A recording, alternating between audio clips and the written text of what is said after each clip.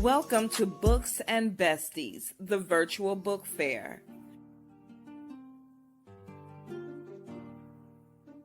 Share this link with others and get ready for something awesome.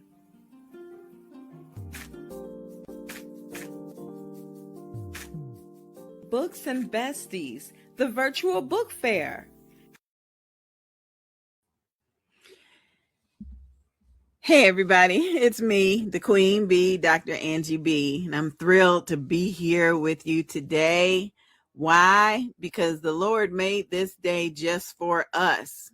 Everybody didn't get a chance to experience this day, and I'm thrilled that we are still among the land of the living.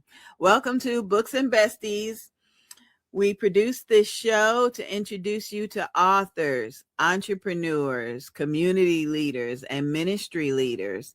We want to introduce you to them because you probably would not have any other opportunity to meet them. And so I'm thrilled that we're here with you on Saturdays from 11 a.m. to 1 p.m. Tell your friends and family that we're on. Like us on YouTube, and if you're following us on Facebook, just let us know what city and state or country you're following us from. We just love to know how we're reaching each and every one of you. Okay, I could not do this show without my executive producer and my co-host, Avalon. And I tell you, she is another reason I'm excited to be here with you. She not only helps a great deal with this show, with Books and Besties, but she's also a part of the team, my team at Angie B Productions. She and I have learned so much by working together, and I think we've been working together now for almost a year, maybe a little more than a year. She'll probably correct me. But Avalon has just been wonderful and encouraging me and helping to teach me. She's just a jewel. So I'm bringing her in right now. Hey, girl. Hey, how everybody? How are you today? Hopefully everything's going well. I know, hopefully. Yeah, I was looking at some old episodes, and I think we've been doing Books and Besties together now for almost a year. What you think? Little over a year. Oh Over a my year, goodness. yes. Time flies Over a when you're year. having a good time. Yes, yes. Yes. Thank you so much. Well, I You're always welcome. ask you what's going on in your neighborhood. You said something Ooh. about some blossoms on some trees or something. Oh yes, April has started the cherry blossom. New Jersey is noted for their cherry blossoms in Belleville in Branch Brook Park. So it starts April 1st. They start blooming and they disappear. The end of April, they disappear. There's so many tourists that be in the park taking pictures. We probably take those same pictures every year. But it's like it's so beautiful, those cherry blossoms. Then they having a festival I think next weekend or something. They have a big festival along with these cherry blossoms. It be so Wow. many people. I never go to the festival. I like to go in the morning when nobody's hardly in the park. Take my Mhm. pictures. That's beautiful. That's beautiful. Here in Jacksonville, Florida, we just got finished with about 2 weeks of, well, maybe 3 weeks of severe pollen. I mean, when you go out Wow. to your car, it's completely yellow from all the pollen. My parents were in town, and my dad likes to keep his car real clean, so he'll go to the car wash just about every day. But he came in one day and was like, "That stuff is just sticking to the car. It's just sticking." Wow. It don't last always. Oh my goodness. That bad, huh? Yes, it's bad. Your car is yellow, whether you bought a black car or you bought a red car. It's gonna be yellow during pollen Wow. season. Oh my It's gonna goodness. be yellow. Ooh. Well, I'm gonna bring in somebody that has known me all of her life. My sister, Sonia B. She is excellent at formulating a paragraph and editing a sentence and looking at the content and saying, wait a minute, this probably needs to be over here and this over there. When I start narrating something that she has edited, it just flows like she made it just for me. So Come on in, Sonia. Come on in. Oh, my. What a wonderful way to announce me. Thank you. I appreciate that. It You're is both a welcome. You're blessing welcome. and a curse. I just can't hear or read things incorrectly. It bugs me. Yeah. It just bugs me. Yes, yes. So, Yeah. you know, Yeah. yeah. Yeah. I do And believe, you especially, and I say this often, but especially for the written word. I won't even say obituaries, but obituaries is what I want to say. But I just feel like when it comes to what authors have decided to put down on paper to introduce and talk about their lives, it should just be perfect. Right. It should be something that people read and learn about you and know about you from the words, not stumbling over. Should that have been a conjugated verb or, so I enjoy it. It definitely stems from my years as being a court stenographer. I just, Okay. I really appreciate the English language and I just love it when it's presented correctly. So thank you for the introduction. Well, this month we, as the team at Angie B Productions, we started working on a book, Worthy Beyond Expectations. And the author came to me. She was referred to me by a friend, and she came to me with her book written on paper. And I said, okay, we're going to have to do first things first. We got to get it typed up and put together. And she agreed to record herself reading her words. And Sonia, I tell you, you took the videos and the text and you really did something wonderful. And Thank I just want to thank you. I want to thank you. And the way God just laid it all out. I mean, Avalon came in and did this spectacular book cover. And I was like, oh goodness. I just told her it needs to look a little bit like this, a little bit. And she put that thing, and then you sent in the first draft, and I was like, I think Sister Gordon is going to be pleased. And so Sister Gordon is a jewel. She's a crybaby just like me. So I got my Kleenex here. I didn't even bother putting on eyeliner. I just, she is just like me. So come on in, Sister Gordon. Come on in. Hello, everybody. Y'all are so beautiful. Thank you. So are you. Oh gosh. Well, I know this is your first interview as an author, and so we're going to teach you a little bit as we go along. Usually somebody will want you to be on their podcast and they want you to just come in and tell everybody all about yourself. They might not even read your bio. So why don't you come in, tell us your name, where you're from, and how does it feel to be an author? Okay, so I'm Tamisi Gordon. It feels amazing.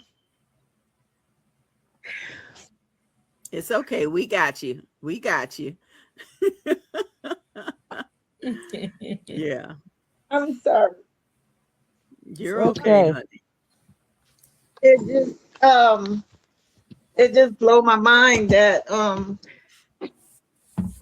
that God works in so many ways. So it's crazy because I've been wanting to write something, but I just kept saying, no, I'm gonna write it. No, it's okay. It might not be good enough. No, but I want people to never feel alone. So I'm looking like I better write something and see how can I figure out to get to someone that can feel me and edit it and do their thing with it, because all I was thinking is I never want nobody to feel alone, because I'm born and raised here in Daytona Beach. My mom is the oldest out of 9 kids. Oh. And then I'm the oldest out of 3 kids from my mom. And what happened is what inspired me to write was her, because she she took in a lot of pain, and then she didn't realize that the pain that she took in, it dropped on me, because I'm the one that used to hear her, sign off at night, but saying it to herself in her head. And people don't realize that when you're the oldest, Oh, yeah. Yeah. it hit different. Yeah. So it hit different. So so she was the one that inspired me to write, but she don't realize she inspired me to write. It's just that how strong she had to be regardless of what was going on. It was crazy. And I can relate to everything I know, because I can relate. So what happened on my journey was my mom, what happened is she, by her being the oldest of 9, she ended up, everything was no, no, no, no, no, no. So I'm wondering why she was so strict on me. So when she finally, it was no to the prom, no to the games, no to everything. No, you need to get the food ready. No, mom and dad, they going from job to job. You got to be like a second parent. So what happened is for 31 years, because in families of color, they never talk about emotions. So for 31 years, she keep asking me, why you didn't have me a grandchild? Why you didn't this and that? And in my head, I told her, I said, Mom, do you realize that you have a bar way up here, while my siblings' bars is way down there? I said, you owe me everything I do. And then she never realized that's how I felt, nothing. So it took us 31 years to even get to that point where I'm just looking like, no, maybe she don't feel me. Maybe she don't understand that I'm hurting, and I don't understand that everything is so complicated and it have to be correct. So she told me out of her own mouth, she said, do you think that I don't love you? I love you. You're the strongest and the most proud thing I got in my life. She said, you know why I had you? Because I wanted somebody to tell somebody else what to do. Because you know what happened? I had my siblings, and I wanted my own baby. So my thing was, if we would have had that conversation 30 years before then maybe I might have would have had a kid. Oh, But yeah. from my point of view, from my point of view, I'm killing my mom. You get what I'm saying? Because I don't never see her. She working three part-time jobs, and it was just like she was always gone. Not because she didn't love us, but because she was a single parent.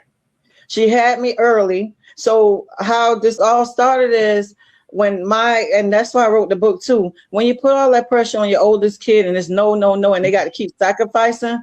The first time you let them loose, they try everything under the sun and back. So guess what she included on her run on that one time they let her out of the house? And that's let me have my child. So I have somebody to tell what to do. And she said, that's how it went. It wasn't that she was trying to hurt me. She said, in her head at 15, I'm never going back outside. So my first run, I'm doing everything I can possibly do and come back in a run of a day. So if you read one of my chapters, I got in there where the child, sometimes they go out and they try everything, and then the circumstances, you got to pay for every choice you make. And I guess in the midst of everything, what she was trying to do is try to let me realize that I did all that, but I don't want you to end up like that. But she didn't know how to express it, because nobody never talked about any of that. In Black families, nope, we just gonna send you away. You did something wrong. You're making the family look bad, and that's it. Yeah. But in the midst, she didn't realize it took me 31 years to ask her, Mom, why you so hard on me? Mom, I feel invisible. Mom, we don't talk. She said, we do talk. You do exactly what I tell you what to do. You're very smart, you're very strong, and you're very respectable. And people can see that a mile away. So you don't think that you're loved? And I'm looking at my mom like, sometimes I want to hear it. Sometimes I want to feel it. Yes. But I don't think she meant to do me like that. It's just that, it was just passed down. Like, I don't know, but she is one of the strongest people I know in my life. So that's the reason why I wrote the book. So it's a mix of Mr. Gordon, I don't Mhm. want to interrupt you, but I appreciate that you dedicated the book to your mom. Yep, You that was know, my that main reason. I think that was spectacular. Yes, ma'am. I Spectacular. couldn't leave her out because the journey is real, and people don't realize that stuff passed down unintentionally from generation to generation. Mhm. Far as the mental state of mind, far as everything. And then my thing is this: I'm not upset with my mom. I'm not upset with her siblings, nothing, because they work with the knowledge, the only knowledge and the well-being and the comforts of what they understood. Mhm. And that's why I do no judging. I don't do no judging. I feel like, why should I judge? Because people don't realize it really matters what state of mind you're in when your life and your journey is moving, It and does. what type of people you have around you. Do you have people that's going to steer you right? Do you have people that's going to tell you, look, you wrong? It really do matter. And I don't think people realize they don't talk. They don't talk enough and explain stuff enough. And I think what happened is some people just set in their ways, but all they doing is doing a copy of what got done to them, and Mhm. then yeah, and not intentionally trying to hurt you, but that's what it ends up. So that's why I dedicate my book to my mom, because I'm very proud of her. To this day I still don't know how she raised all three of us with, just going like that. Like, yeah. So Wow. yeah. Wow. So the pain is real. Wow. But I don't ever want nobody to feel alone. I don't want nobody to feel like they can't talk to nobody. Mhm. Because we got 5 generations, and all I kept thinking was, how do I feel alone? I'm giving. If you know me, I'm always having something. I'm always doing something. And then all my cousins, they just keep saying, why it seems like when I'm over here, you understand me? And it's because I try to invent a space, a safe spot of peace. Yeah. So if I can help one person understand that the life journey is a lot and they not by themselves, that's my goal. That's wonderful. That's Yes. wonderful. Mhm. Now, the Yeah. first person that got a hold of your video and your words was Sonia. Sonia, what would you like to add? So I was so touched by your book, Sister Gordon. I am the youngest of three, so I'm the opposite of you. And Dr. Angie B is my oldest sister. Definitely growing up, for me, I was in the shadow. I'm in the shadow of my eldest sister. I'm a twin, so I'm in the shadow of my second eldest sister, who is my equal, who's a twin. So it is rough from one extreme to the other. I understand my sister had to be kind of like the second mother, as you described, and then being I'm a single mother as well, only to one. However, there's no book for parenting. So as much as I really grew a great deal of respect for what you were saying about your mother, when it comes to being a parent, you just have to muddle through and pray that the decisions you make are not detrimental to your children. But I enjoyed every aspect of your book, as you uh, made it a little longer, and the testimonies in it and stuff. It was emotional. It was a great read, and I wish you all the success with it. I really enjoyed it. Yes. Thank you so much. You're welcome. Sister Gordon, I remember calling Sonia to say she's recorded some more. She got some more to add.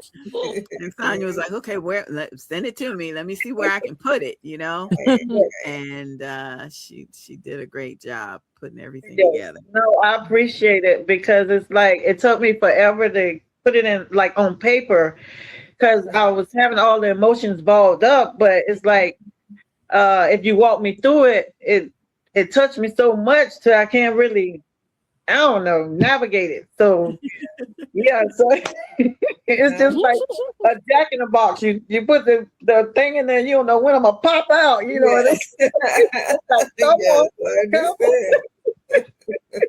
That's so Yeah. Yes, true. so thank you. Yes, ma'am. Thank y'all for taking the time. Like, it's hard to find real people and people that know what struggle is, people that don't mind educating you on a lot of stuff. And I appreciate this panel and y'all as a whole, because I couldn't have done it without y'all, because all the emotions was bind up.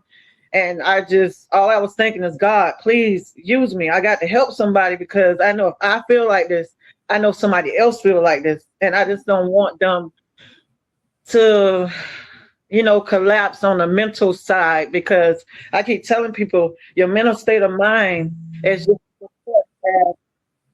you call my mom. That's my mom. It's more important than anything you can ever imagine. Because people just keep saying, "Oh, it's the physical," but the mental go with the physical, Yes, It and sure it's does. like Mhm. it's hand in hand, And I know if I felt like that, if my mom probably wasn't strong as she was in her way of just saying, "Go, go, go, you got this, go, go, go," I probably would have been in a psych ward somewhere, just pulling out my hair. I'm losing my mind, But it feels good to be able to put it in writing and to be able to share my raw emotions with other people, to let them know, look, God was always there. No matter if you love yourself, even know him before we even learn how to love ourselves, there's always a higher power there that's making us go, that's giving us that little light and hope. So all I'm thinking to myself is, just like he spared me, he can spare other people. So maybe I can say something and put it in writing, and maybe it might help that one person, So I'm just writing from my soul. I mean, I love everyone as a whole, and I feel like just like somebody reached out and helped me, I'm hoping that my book will reach out and help somebody else. Yeah. Well, I know one thing, the book cover is going to draw some attention. No, I remember everybody likes it, I including remember me. saying to Avalon, we got to have this book, and I want you, let the Lord use you, but it's got to have some kids on the cover, and the Yes. eldest got to look mean. And No, Avalon, that's what I told you. I said she can't be smiling, because I wasn't smiling. She got to look at me, but not to me. That's what I kept saying, not to me. But you got to feel the pain. yes. Avalon, tell us a little bit about how you Yes. came up with that book cover design. It's beautiful. Well, when you explained to me what it had to be, and of course I had to change it a couple of times just to get it, I realized just from what you explained to me that this must be an older child that's really had to take care of the younger. See, I'm not on either. I'm totally different. I was the youngest child, but my sister and brother was 11 years and 15 years older than me. So they Wow. really wasn't in the house when I Oh, was growing up. I Yeah. kind of more or less oh, grew up alone. But Yeah. oh, I could just tell from the way she described what you wanted with that book. You were the oldest child and you had to yeah. do a lot of work for those younger children. Yes, Yes. ma'am. Yeah. Yes, agreed. But it was so beautiful. And as soon Thank as I you. seen it, it was a hit. It wasn't no miss at all. It was just like on the spot. I said, that's it. Yes, lock it in. I was like, I was on a game show. That's Thank you. I'm it. glad you liked it. Yes, ma'am. Yes. And my mom, she cried when she seen the book. When it came in the mail Sunday, it must have came Saturday while I was out of town, but when I got it out the mailbox, I was just blowed. I was just like, is this real? So I'm flipping through the page and I'm looking like, it's real. So I drive to my mom's house. I was like, well, Mom, I done finally messed you up. I said, Mom, here you go. My mom said, well, what's in there? She said, see, I know you didn't do this again. What you done got yourself tied up into? And I said, Mom, no, you might want to look at it. As soon as my mom pulled it out and said, oh, this is beautiful. And I was like, yep, it was a hit. Yep. That's My wonderful. sister said, let me see it. And she found out my mom's name was in here. And she said, oh my God, Mom, I think Missy put your name in her book. It's in here. Mom, I'm telling you, it's up here. And then it said, dedication. And she read it. This is clear. I dedicate my book to my mother. Gussie and Con, I love you a lot and thank you for being the strongest person I know. My mama said, my name in a book? What? Oh my God. But it was so funny. Oh, that's so sweet. In a book. So sweet. But I can still look at the joy of her. She was so proud of me. But I don't know which one was more proud of her or me, from me getting the book in my hands to even making it to her. I was just blown. I was just like, oh my God, this is real. Miss Angie being a team done it this time. I'm good. I was just like, God, I didn't do it by myself. I said, I'm good. I said, thank you so much. Yes, now I was doing dancing before I got to her. So when I got to her, my mind just went like, this is how I feel when God do his thing and dance on it. This is what it is. Yeah. Yes. Raining miracles. I'm looking like, I love this feeling. Yep. So I think that because y'all had a lot of experience and y'all know what life consists of, and y'all weren't being selfish with y'all talent, I think as a whole, I think that's what made my book dynamic like it is. Just like, whoa, like, what is this real? Like, yeah. So I appreciate the time and everything. Anything y'all added, listen, God knows I appreciate it. And that's why I'm sitting here, I'm choking up and I'm sitting there looking like you got to get strong. I don't know what you're going to do, but if this book gets legs and go to walking, you better go to running. Yes. I know. I'm excited for you. Yeah. Yes, it's I great. feel it. Yes. Now, as an author, because I really appreciated that, Angie.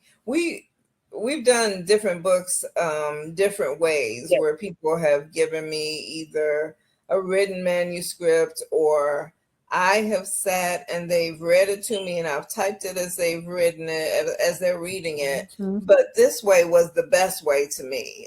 Recording it on StreamYard, I could watch the recording and I had a manuscript first and all of that. I'd like you to say something to that person that has a book inside them and they think, oh, well, nobody's going to want to hear from me. Okay. For starters, I think that if you have something inside of you where you want to share it, from experience, the best way is to write it down, right? That's for starters. And then I want you to learn how to love on yourself, because we so busy not loving ourselves till we doubt ourselves, but we'll stand right behind somebody else and put all our love in the building dumb. I think that you should start with yourself first and treat yourself to experience how it feels to let out some of that stress and some of that, all them emotions build up. Because once you write it, you can't unwrite it. Right. And then if you don't know the next step, I'm telling you to go find Miss Angie being a team.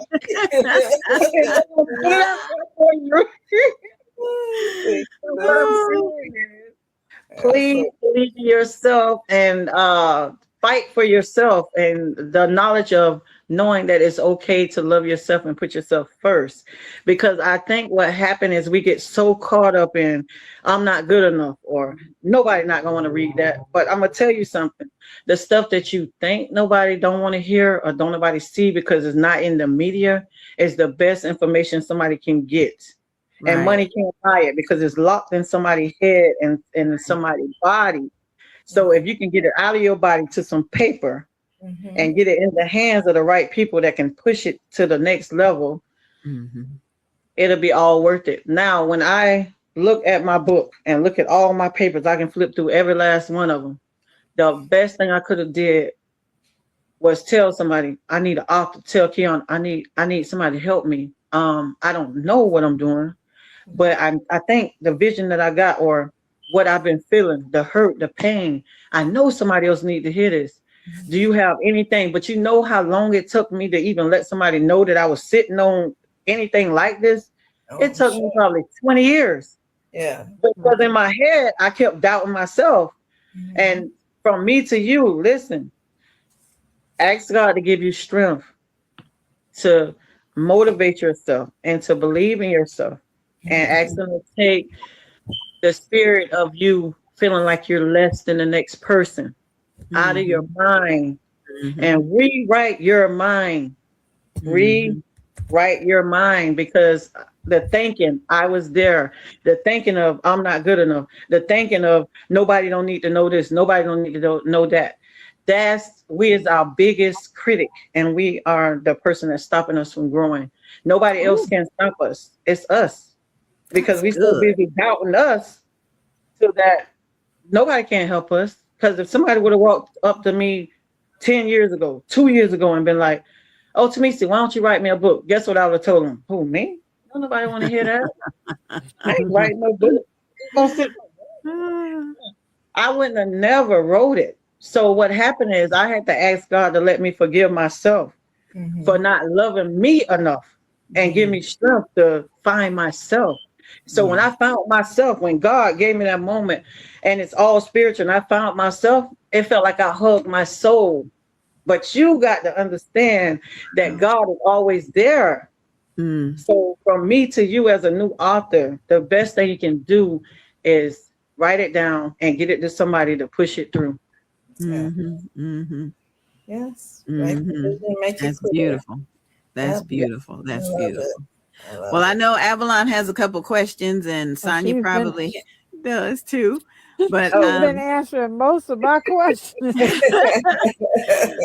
Okay, we're gonna take a quick break. We got to learn about some other books on Books and Besties, and so don't go anywhere, folks. We'll be right back. Divinely Chosen, the Lord God with a Master Plan. Dr. Doretha Smith's book has an inspiring message of faith, purpose, and divine guidance through heartfelt reflections and spiritual insight. She reminds readers that God's plan is always perfect, even when life feels uncertain. This book is a call to trust in His timing, follow His directions, and embrace the unique calling He has placed upon your life. With wisdom grounded in scripture and personal testimony, Dr. Smith empowers you to step boldly into your God-given destiny, knowing you have been divinely chosen for a purpose greater than yourself.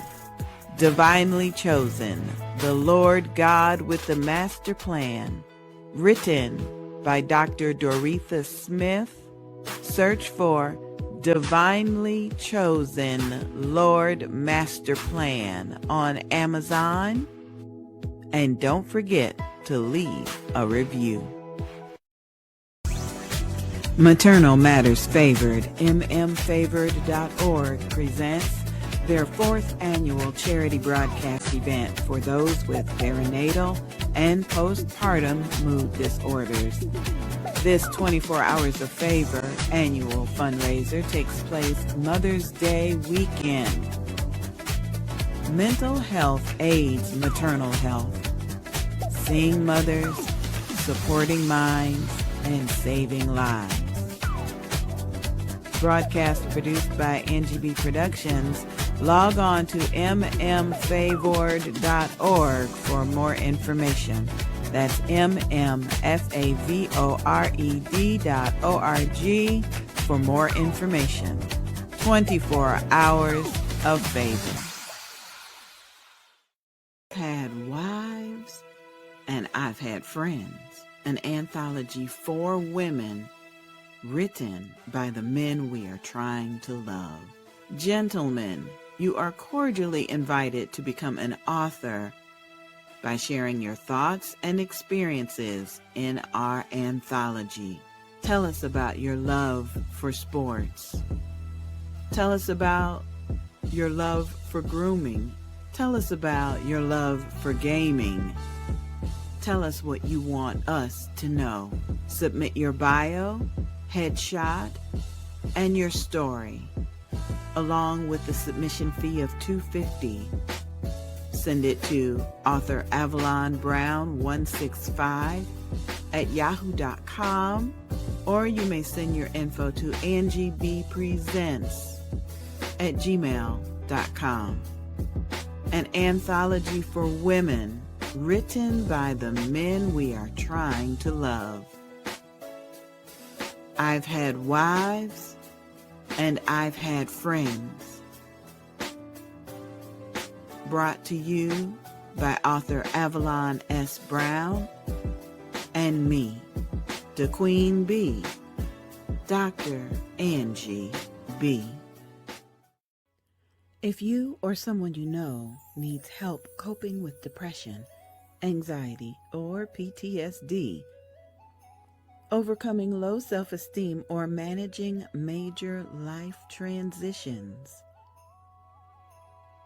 we invite you to schedule a free consultation call for telehealth clients. Shekinah Downs, licensed clinical social worker, is now accepting new telehealth clients in the office too. Schedule a free consultation by calling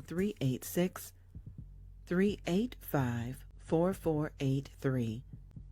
That's 386-385-4483 in the brand new Daytona Beach office as well. 50 to 60 minute individual therapy sessions and a variety of insurance plans are accepted. Couples therapy and coaching is coming soon. We invite you to log on to cjaqis.com. Schedule a free consultation by calling 386-385-4483. That's 386-385-4483. We can help you put the pieces together. Audiobooks, flyers, commercials, and more. Angie B Productions on Facebook. We're back on Books and Besties. I've been sipping on my tea so I can get rid of that last little piece of cough that has tried to jump on me. But I got to brag on Avalon just a little bit. I can't do it while she's on camera because she'll deny it all. But Avalon is the best. I can tell when she's praying over a project because it just goes smoothly. It just, not a hiccup, not a burp, not a nothing. It's just smooth. And Avalon must have been praying over this project because that book cover was accepted by Amazon. It didn't need any changes. It just, and I've worked with graphic designers who guarantee me that their designs will go through Amazon, and they don't. And I don't know about y'all, if you've ever worked with graphic designers or people that have a vision of how something should be, they're gonna tell you, oh well, no, no, it looks okay that way. You don't have to change anything. They just get very defensive about what they've created. And Avalon really, she did her thing. So I'm gonna bring her back in because I'm talking about you, Avalon. You did such a good job with that book cover. I mean, Thank you. It kept going, because when you upload things to Amazon, you gotta wait, and usually it'll kick back a couple times. You need to change this, you need to change that. Nothing. Didn't need not a change. Thank you, honey. Thank you. You're welcome. Anytime. Just, you gave the description. I tried to follow your description. And I took what Sister Gordon gave me. So I also want to tell you, thank you for doing the formatting, the inside of the book, the actual words. When you're on Microsoft Word, you just put a manuscript in 8.5 by 11 because that's just standard. But then you have to come in and make it the size of the actual book, 6 by 9 or 11 by 14, whatever it's supposed to be. And then I'm scared to touch it because it's already the way it's supposed to be. But you got that right on the first round. So thank you. Thank you. Thank you. I'm learning. We learning together. All right, Yes, we're gonna bring Sonia back in. yes, Hey, 'cause girl. I do Hey, have a hey, girl. Hey. question now. All right, we're gonna bring in Sister Gordon because Hello. Avalon has a question. I have a question. Yeah, that hit me.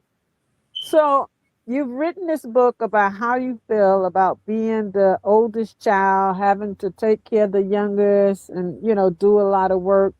How do you think that your siblings are gonna feel when they read the book and you're talking about your feelings?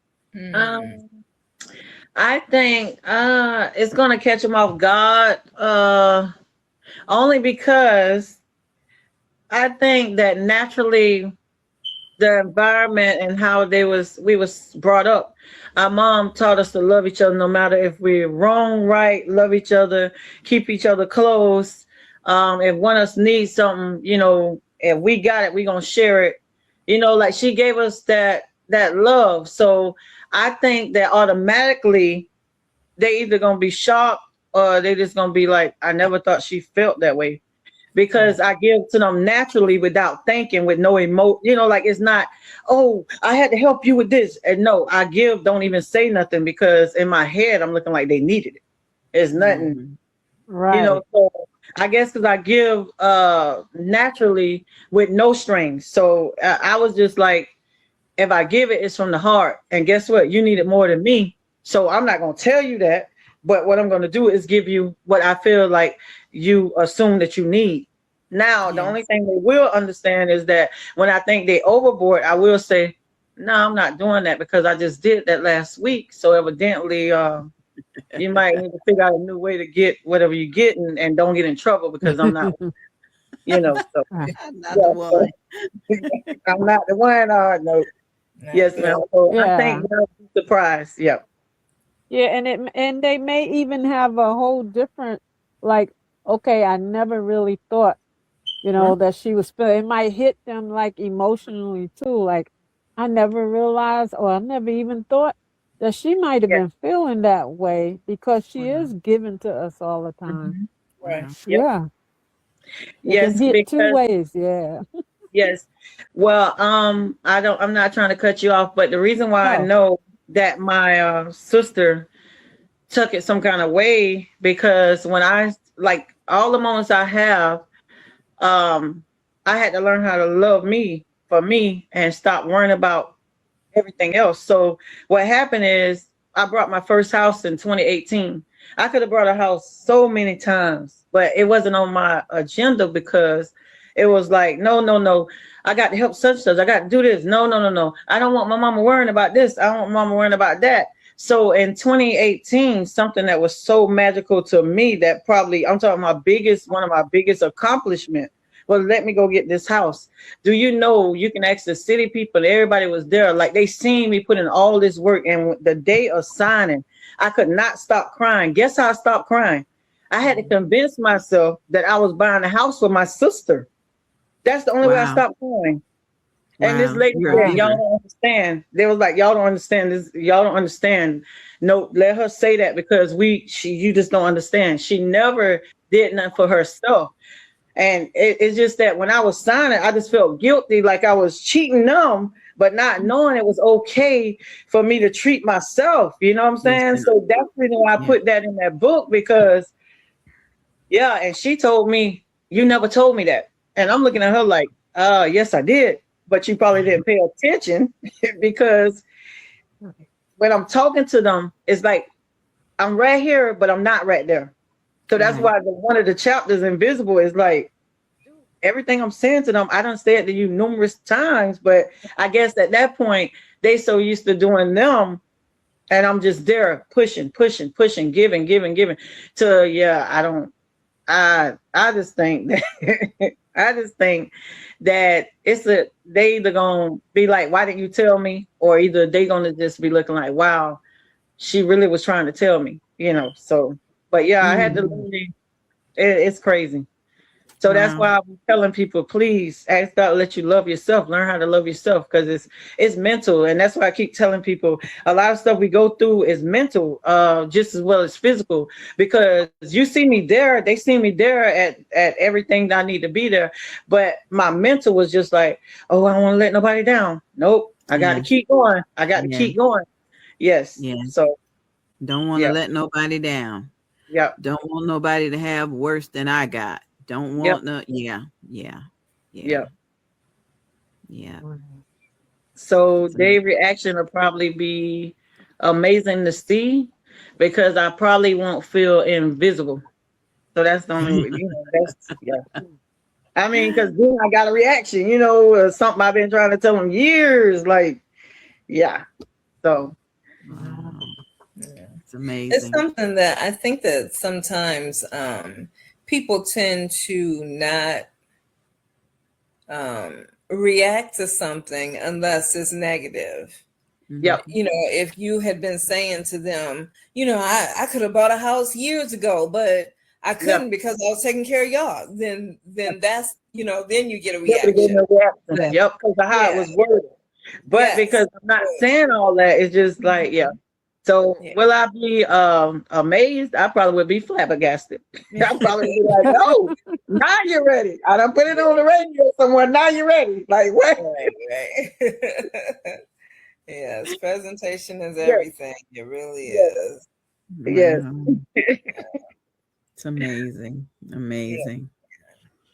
I just want you to know I'm so proud of you. When you Yes. said 20 years, Mhm. that It's just been a kind of, while. It's been a while. yeah, yeah, yeah, that got me. That got to me. Because I'm trying to keep up with Avalon. She'll crank out a book in a month, She She sure she's will. I just, mean, Avalon is just an author genius. Yeah, she's written anthologies about being a nurse, both from using the female and the male nurse perspective, which I always thought was so interesting because you just don't know that there are any prejudices against It is. male nurses. However, Right. I think that if a male nurse walked into my room after an operation and I knew it was a nurse and not a doctor, I hate to say it, but I would be like, why are you a man? Why are yeah. you? Yeah. I mean, it's terrible, but I've just never thought of a nurse as being a male. But yeah, There's so many of them now. They're almost overriding the women wow, nurses. Yeah. Yeah. wow, that is something. Yeah. Sister Gordon, you're gonna love once you get to know Avalon. You're gonna see her books that are popping up, and Mhm. she's got children's books, Yes. and yeah, we all got to catch up with Avalon. Got to catch up with her. She retired just to become a full-time author. Yes, Yes, true. yes. True. Had Like to I find said, something to do. I didn't want to work no more. yes. If she got it, she got it. She's sharing her talent. That's right. That's right. Well, they say the sky's the limit as long as you're ready to fly. Yes. Yeah, yeah. It's the But getting ready to fly, that's for sure. Yes. That's my problem in terms of any type of business that I've thought about. Just I can my sister told me one time that that I can birth a business, but I don't want to raise it. And so, I will tell her about businesses and, oh my God, and it can go this, and this is how it'll make money and that. And then it just sits on the shelf, So she says, you birth them, but you don't want to raise them. And as much as that hurt, I still haven't done anything. Oh, but hey, she is a wonderful addition to Angie B Productions. I tell you, I've always wanted to work with my sister, and plural, not yeah. I've always wanted to work with my sister. Yeah, I got to say that again twice. Yeah, because she's gifted, she's talented, and those gifts and talents came from the Lord, and so we're dedicating your book back to him. We're dedicating, Sister Gordon, your second book, your third book. We're dedicating all your books back to him. Don't worry, I'll be back. Yeah, I was going to ask you, is you ready for number 2? So I'm gonna take this all in, and then I'll be giving her a call because I think I might need another round because it feels good. It feels good.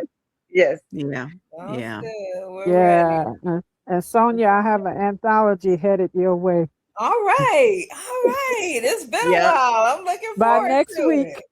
Oh, wow. Okay. Yeah. Oh, Yeah. great. I forgot to tell you about that, Sonia. Yeah, Yeah.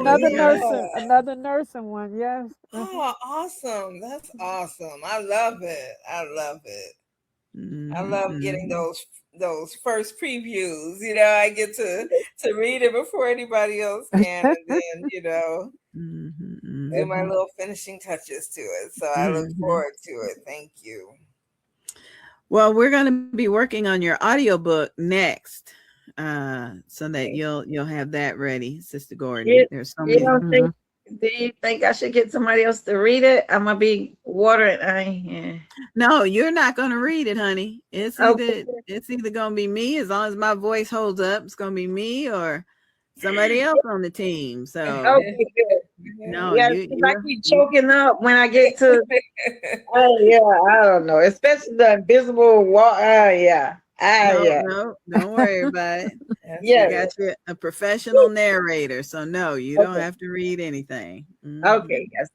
Yes. We're gonna try to get that started, and hopefully we can get it finished before Mother's Day. Yes. Is that the quote company? Yes. Okay. Yes. All right. Can you send me a invoice for that? Sure. I'll get that over to you. Yes. So let's talk about what happens next after you've written your book. And I know Avalon can talk about this. There are book festivals, book fairs, there's events where you can be a vendor. Avalon, why don't you tell her about some of the events that you've been to? Yes, I've been to a couple of book events. I've read my books in the library. You know, I've had a couple of interviews on other podcasts.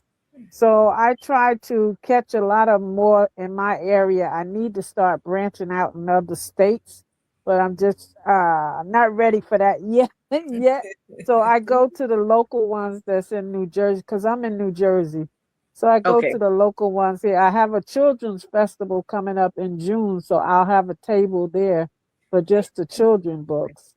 So that's the way I try to get. I get more, like you said before, I get more sales when I'm in person than going through my social media. Yeah, that's awesome. I think the cherry blossoms that she was talking about too. Remember when I went to Philly this weekend? I kept telling my husband, I need that tree in my yard. I need that tree. The cherry blossoms everywhere. Yeah. And I kept saying, we don't have that in Florida. I need the tree. Yeah, it's in the Pacific area here in New Jersey, which is like down the hill from my house. So I can just ride through the park. I'm going to take pictures and send to Angie. Yes. That was beautiful. Yeah. Yes. So Sister Gordon, it's a treat that you're in Daytona Beach, because every year there's the Fresh Book Festival with Donna Gray Banks. We always have it in January. And so when they start doing the registration for it, I'll remind you. But you can find it on Facebook, Fresh Book Festival, FRESH. And actually, I think it's Book Festivals with an S on the end. I think that's what it is. But that is a great networking opportunity. You can meet film producers who are looking for new books to turn into films, and you can meet other authors and can share ideas about how everybody is selling their books.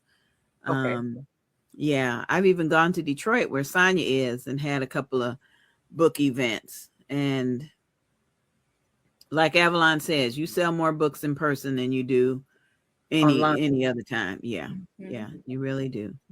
And I'm glad you got the author page on Facebook.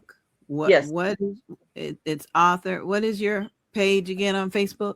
It's the author, and then it's my real name, Tamisi Gordon. Okay. Yeah. Got it.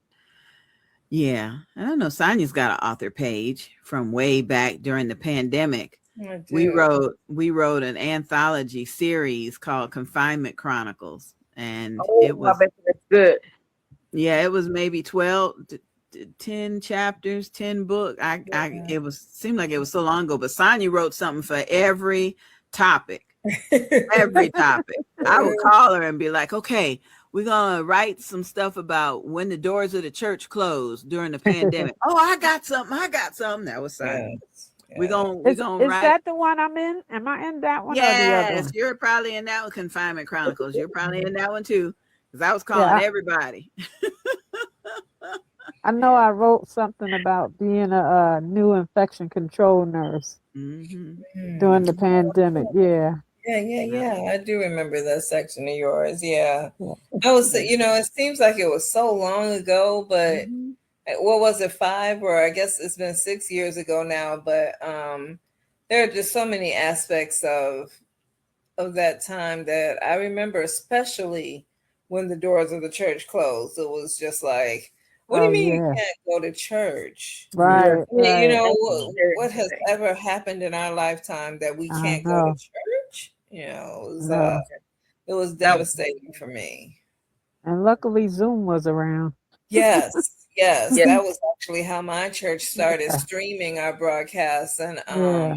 we we would just go, the praise team and the choir and pastor, we would be the only ones in the sanctuary. We'd go and record our services, and then we just kept streaming from there. But it was so heartbreaking. I remember just to be in that empty sanctuary, Yeah, you that's know, scary. singing to no one, but Mm-hmm. it kept us going. Mm-hmm. Kept us Yeah. going. Yeah. So, And writing our chapters kept us going too. yes, Yeah. Yeah. definitely. Yeah. Yeah. I Yeah. remember my pizza delivery man was my best friend. He was, he was the most consistent person that came to our house. We knew him by name. Oh my gosh. And we knew when he was going to Florida for vacation. He was our friend, boy. Oh gosh, so long ago. We got a question that somebody sent me for you, Sister Gordon. Okay. And you've probably already answered it, but how does it feel to be a firstborn, even if you don't take into consideration your mother's Yeah. aspect of it? You're still the eldest of other people. How does that feel? It feel like a blessing and a curse together. Because on one hand, you like, I'm the oldest, and then on the other hand, you're just like, oh man, I got to make sure they get to school. Oh man, I got to make sure this, I got to make sure that. So it's just one of them gray areas where you happy, but you scared at the same time. And that's just how I always was, just right in the middle. So I don't know, being the firstborn, I guess if it was more, I don't know, communication, or I don't know, probably just more conversation, I probably wouldn't have felt at that time so scared, because it seemed like I was more scared. It seemed like, that's why I wrote the book, because it seemed like my childhood was cut in half. So on one hand, I couldn't really be a child. So I never got to experience just my whole day to myself. Because like me and my brother, we'd be the same age for 2 weeks. So it was just, I always had somebody there, Yeah. So it's like I never was alone where I could say, oh, this is what I did by myself. Like I just felt like I never had my own personal space where I can just be a child or be carefree. I always had to think, no matter what I'm doing, what's the consequences? Like soon as I do something, I'm thinking like, oh, this might have consequences. Right. So maybe I'll just suppress myself and fit in this box, in this area. and then I wouldn't get in trouble or I wouldn't get yelled at. So it's not so much of me saying that I don't like being the oldest. It's just the oldest came with so much responsibility so young, so that yeah. Yeah, Yeah. so it's bittersweet. It's bittersweet. So that's why I be trying to get the word out and tell people, make sure you check on your oldest child. Make sure you give them their own personal space. No, if you give out toys, you give them their separate toy that's theirs. Give them Yeah. that shirt that's theirs. Don't Mhm. keep saying every time you give them something, you share this. Oh, they need that. No, because just like when you have a birthday, that's your birthday. That's what got taken from me. I don't think my mom was trying to do it, but I never had nothing that was just straight up, no, that's Macy's, don't touch that. So I think that it was sort of bittersweet to me only because of the simple fact that I just never really had nothing that I can honestly say this is mine only, so to say. Mhm. So not because it wasn't Mhm. offered, but it just went from share that. Why not? Mhm. And it's Mhm. just like, oh man, well, I thought this was mine, like that. So Mhm. Mhm. yeah. Yeah. Yeah. Well, I hope we answered that question. 'Cause that's deep. And for parents, I hope parents Yeah. listen to what you're saying, Hmm. because as a parent, you don't realize, you Nope. just like you said, you don't think your mom meant to do it. No, I You know just she didn't because it was just happening because it happened to her. yeah. So it's just, and she didn't realize at that young age that because she was a teenage mom that she's just, passing it back down. She passing the pain down, not intentionally, Mhm. but, you know, that's why I wrote in my book on that passed down thing with ancestors and generations, because what might work in the generation before me might not work in my present generation. What might work in my present generation might not work for my younger generation. I Right. Right. mean, that's where communication come in. That's where Right. you sit down and you ask each other what's going on, or you tell each other, I don't think I like the way this going. Can we talk about it? And then don't Right. nobody want to talk about it because don't nobody want to want to change anything. But Right. sometimes you need to have a little leeway where you change just a little bit to test something or at least test it. But I guess people just have their own thing going on, not thinking that everything they do affect the whole family as a whole. Yeah. Mm. Yeah. Yeah. I I hear you. I do hear you. Mhm. Mm.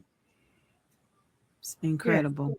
So that's why I be telling people I don't ever want nobody to feel like I feel. And it's not, I listen.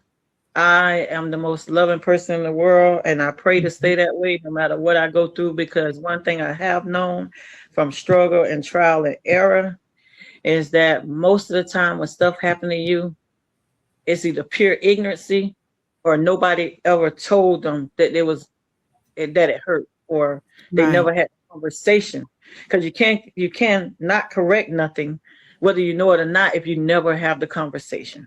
Mhm. Yep. Well, I So, tell you what, you're going to be great as a speaker at Yes. women's conferences and workshops. Ain't that right, Evelyn? Yes. I can hear it already. Yeah. Yeah. uh, Yeah. You don't have to worry about that. Somebody going to want you to come share your testimony, Right. and tell them you'll come, but they got to buy 50 copies of your book. That's oh, that's a good selling technique.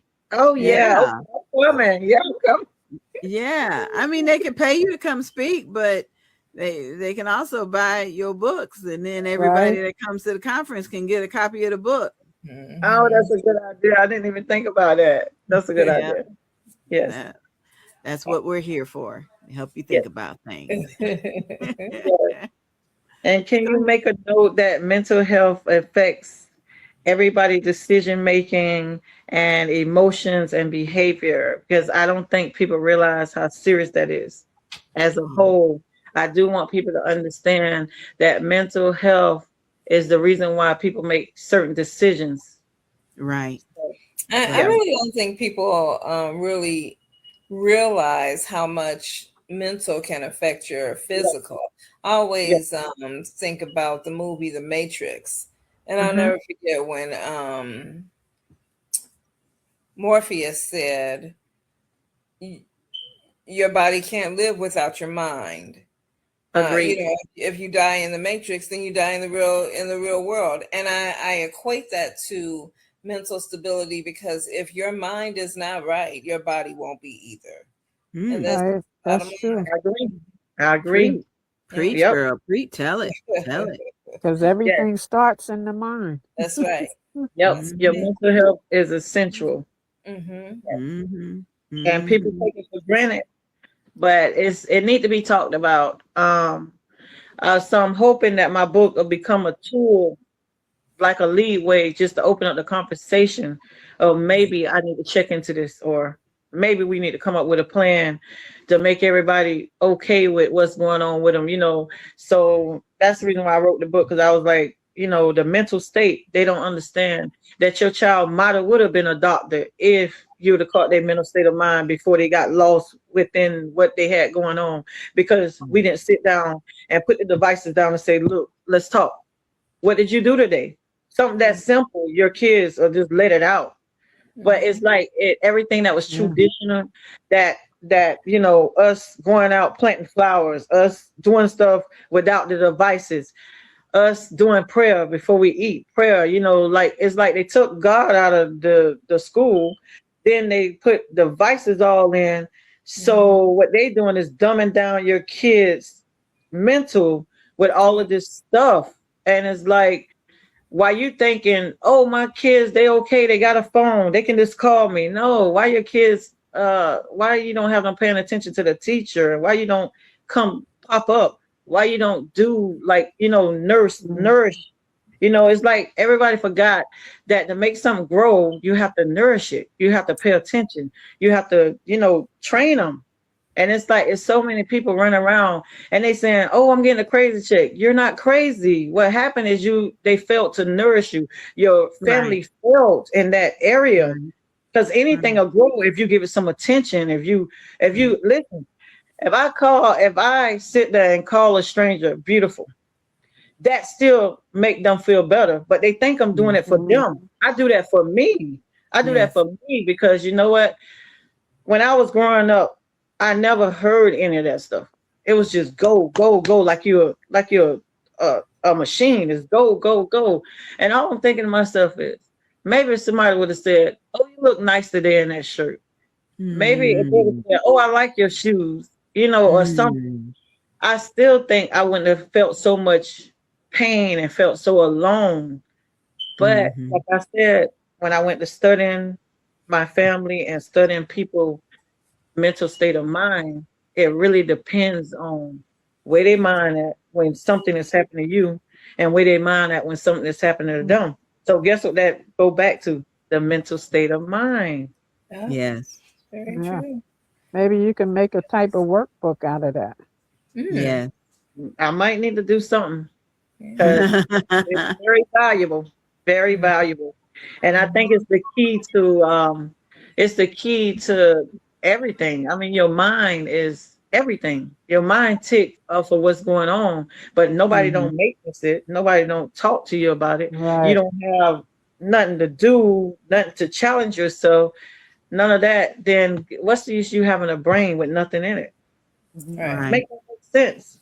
And they love to label everybody schizophrenia and pump them full of meds. Yep. But then the meds alter their mind even more. Yep.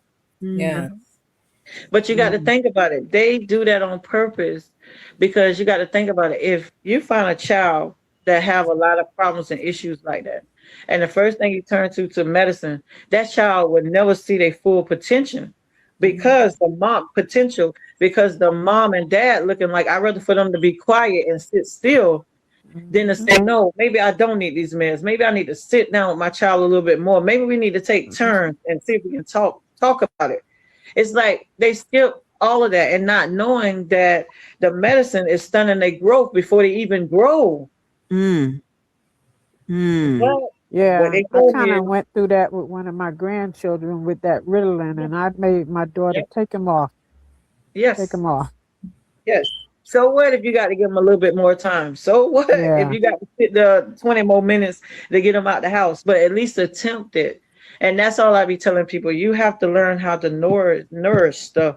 I mean, I plant stuff. I got a garden. I do all that stuff because when stuff need growth, it need attention to grow. It need nourish to grow. How are you going to get the world better or anybody in the world to pay you some attention if you're not putting the seeds out there to help them grow, give them something to do, give them something to talk about? You got to learn how to interact again. And maybe you might find somebody that's worth talking to. People don't talk because they on a device. Mhm. Yeah. But like I said, that's just my personal opinion. Like, yes, because when I was growing up, we didn't have all that stuff. We might have a pay phone, but we didn't stay on the phone and the device like this all day. We just didn't. We didn't. So Right. We had a payphone. yes, we didn't have all that. Yes. So yes. That's so good. Well, Sonia, do you have any final comments or questions before we? I just really, as I said, I am the youngest of my sisters, but I really appreciated reading your story. It touched me, and it made me think about some things that I never thought about as a younger sister, just the responsibilities that my older sister had, fixing us lunch and getting us home from school and things like that. So I appreciate you sharing your experiences with us in this book. It's a great read, and I hope that everyone gets a chance to experience it. Yes, thank you so much. You're welcome. Well, Sonia has a teenager, and so I'm going to let her go. Tell my niece I love her. I will. And we appreciate you. All right. Thank you. You guys have a great day. Yeah, I'm grateful for my younger sister. I'm grateful for her. Yeah. I'm grateful. So tell us a little bit about your family dynamic. Do you have children that you're responsible for? Oh, no. Nope. I never had any kids, but I do have bonus kids from my marriage. But I never had any kids. Yeah, How because old are they? yes. Shy is probably 20. He turned 30. Wow. Oh, I forgot we've been together 11 years. Okay, so he was 23 when we met. Oh, yeah. So he's 33 now. Okay. So I got the oldest son, Shakir. Then we have the middle son. He's deceased now. And then in 2019. And then we have the youngest son. He should be 11 because every time he turned, we turn. No, he's 12. Yeah, because every time he turned, we turned. Yeah, when we met, we was friends for like 6 months before we actually was in a relationship, and we met at the hospital. And what happened is I took him to watch his child being born and went back to work because he didn't know how to get. We both worked at the hospital, so nobody don't believe that we really was friends. So we was friends first, me and my husband, and then so I took him to the labor room. Then I was out, and then all of a sudden that October came around. We still was friends. The October came around, and then him and his baby mom, they had broke up before then, but we didn't start talking as a couple to that October. Literally, I think 2 months before his child's birthday. So every time his child turned, we turned the next October. Yeah, so it was like that. That's nice. That's nice. Yes. Is there a part of your book that you think is the favorite part? I mean, I know it's not like saying you have a favorite child, but do you have a favorite part of your book? Yes, the one I think is in chapter 5. I think this might be my favorite chapter. Let me read a little bit of it. Okay. For the majority of my life, I had to watch the world from the other side of the window. While other kids went to birthday parties, football games, and late night movies, I stayed home under the careful rules of my parents. Every invitation ended the same way, with a quiet, maybe next time, and that would never come. The more I was told no, the more the feeling inside me grew of a restless curiosity about everything I had been missing. Now, the reason why this is one of my favorite parts is my mom used to explain to me that that's what was going through her head when she made me. And the reason why I know it was deep is because once we had that talk, that's what she kept telling me. She said, I tried everything. Remember, I was telling y'all early? She said, when my parents let me go, I tried everything. So that's when the moment in my life when I realized I wasn't a mistake. And she explained to me, how was you a mistake when I was trying everything? You don't get it. It was no to everything. I couldn't go to the movies. I couldn't do nothing. So that stuck with me. So when I wrote this chapter with that part, I can relate to it because she was a young mother. So she was telling me how she was feeling at that time. And then the other part is where I'm standing there talking and I feel invisible. But I think that's the one that's in this chapter here. I'm trying to see if I can find the exact thing. But yes, that's why I like this chapter. So I got a part in here where I say, people says everyone has a value. They says everyone matters. They say you're worthy beyond expectations. I hear those words sometimes and I want to believe them. I really do. But believing something and feeling it are two very different things. Because most days I feel invisible, not the kind of invisible where you literally disappear, but the kind where you can stand right in front of people and somehow still not be seen. This is where your presence doesn't seem to make a difference either way. When you talk and people hear the sounds of your voice, but they never really listen to what you're trying to say. It's a strange kind of loneliness. You can be surrounded by people, family, friends, strangers walking past you every day and still feel like you exist behind a sheet of glass. You see everyone living, laughing, connecting, being understood, but somehow you're always just on the other side of it, watching, hoping, wondering what it feels like to truly be noticed.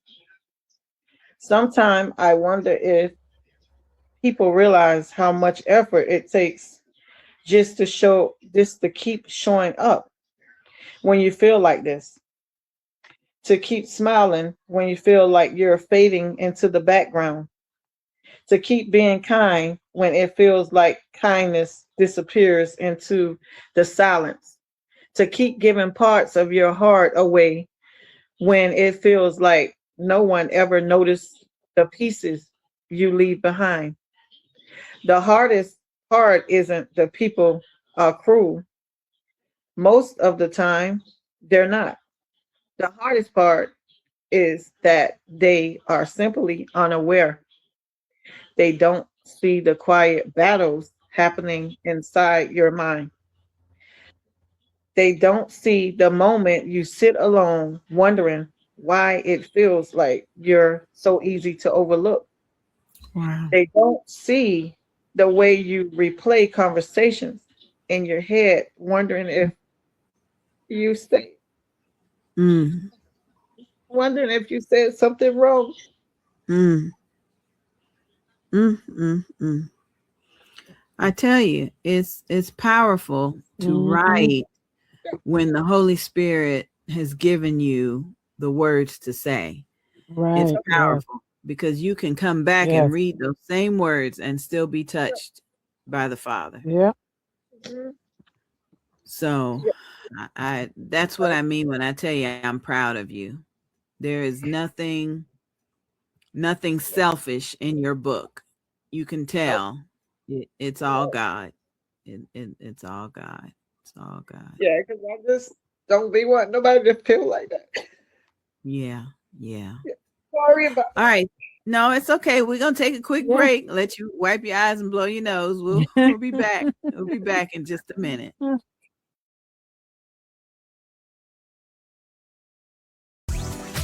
Maternal Matters Favored, mmfavored.org presents their 4th annual charity broadcast event for those with perinatal and postpartum mood disorders. This 24 Hours of Favor annual fundraiser takes place Mother's Day weekend. Mental health aids maternal health. Seeing mothers, supporting minds, and saving lives. Broadcast produced by NGB Productions. Log on to mmfavored.org for more information. That's mmfavored.org for more information. 24 Hours of Favor. Divinely Chosen. The Lord God with a Master Plan. Dr. Doretha Smith's book has an inspiring message of faith, purpose, and divine guidance through heartfelt reflections and spiritual insight. She reminds readers that God's plan is always perfect, even when life feels uncertain. This book is a call to trust in His timing.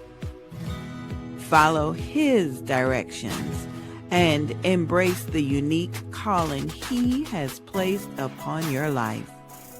With wisdom grounded in scripture and personal testimony, Dr. Smith empowers you to step boldly into your God-given destiny, knowing you have been divinely chosen for a purpose greater than yourself. Divinely Chosen, the Lord God with the Master Plan, written by Dr. Doretha Smith. Search for Divinely Chosen Lord Master Plan on Amazon. And don't forget to leave a review. Commercials and more. NGB Productions on Facebook. Today has been a special episode of Books and Besties. We wanted to dedicate this episode to all the firstborn siblings on our Facebook and YouTube pages. Baby siblings, middle siblings, firstborn siblings, everybody has their own story. But sometimes your story is not a pleasant one if you're a firstborn. And that's why we wanted to dedicate this entire episode to the new book, Worthy Beyond Expectations. I'm going to bring my co-host back in so we can talk, Avalon. I tell you, man. Yeah. It's a good book. Yeah. And it's something you never think about, the older person, the oldest one, what they're going through, what their thoughts are. Yeah.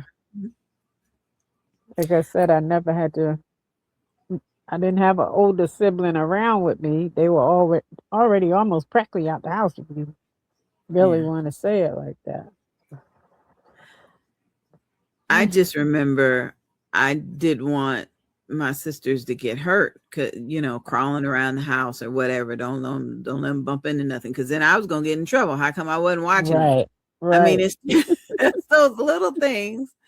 I was 5 when my sisters were born, and so I remember being excited that there were 2 little babies in the house. But it took me to my 20s when I started having my own children to realize, how did my mother handle a preschooler and twins? How did she? Oh, okay. I know how she did it. I had to go run and get the diapers, and I had to go run and do this, had to run and do that. And years later, my godmother told me the story that she remembers the day my mother called her in tears, saying that she didn't think she was going to let me start kindergarten on time because I was such a big help with the twins, and she Right. didn't think she could do it by herself. And my godmother told her, she said, not indirectly, but she told her that is a bad idea. You can't hold one child back because of the others. She didn't have these twins. You did. You're going to have to figure it out. And I started kindergarten on time, and it just, it was something. But I tell you what, I don't know where I would be if I stuck around a little bit, an extra year. Right. Because I remember going to school and coming home and getting to play with the babies, but going to school was important. It really was. It helped. This book is powerful. Oh my goodness.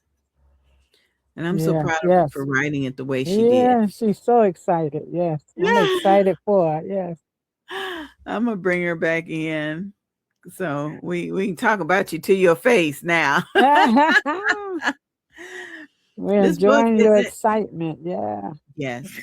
This book isn't just about the difficulties and the challenges. I did hear a little bit of joy in the book too. So yes.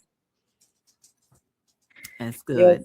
Yes. That's good. I believe that if somebody read it, it's so much in the book that someone can learn from not knowing, because knowing stuff, having knowledge of stuff, that's the only way you can correct it.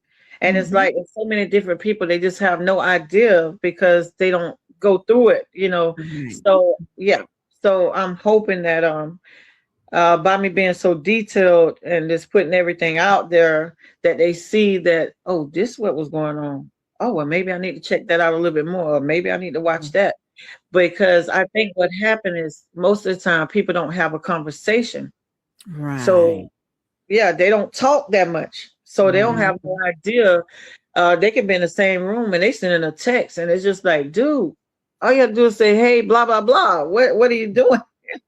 So I'm hoping that whoever buy the book, that they find something in there they can relate to, because it's a variety of things that you just never think about. And they be mindful that I might not know what she's talking about, but let me check it out because I have a sibling that's older than me, or I have a kid that I'm trying to raise myself, and I don't want to, I want to do it by my kid, So I'm hoping that, they look at it from different angles, because Worthy Beyond Expectations have so much knowledge that is known but not known to the naked eye and person and ears. Because on one level you're looking like she put it in layman terms, but when you go to thinking about it, you're looking like, that's deep. Like, what? That was going on, This really went on in this household, because from the outside looking in, you don't know what nobody going through. You only see, you just see a blur. It's just, these people over here, yep, they got kids. Okay, they well dressed. Okay, we good. That's it. That's basically how I go. La la la la la. You're right. You're right about that. You are right. Yeah. Well, we appreciate you for being a guest on the show today and being transparent. Yes, thank you so much. Eveline, you got any final questions or comments before we get out of here?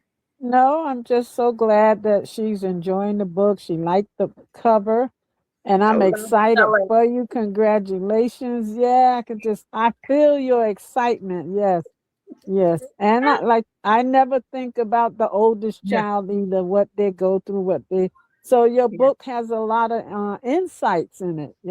About the oldest child. Yes. Yeah. Make me want to go back and talk to my firstborn and say, hey, I'm sorry if I did you wrong. I'm sorry if I did you wrong. Yeah.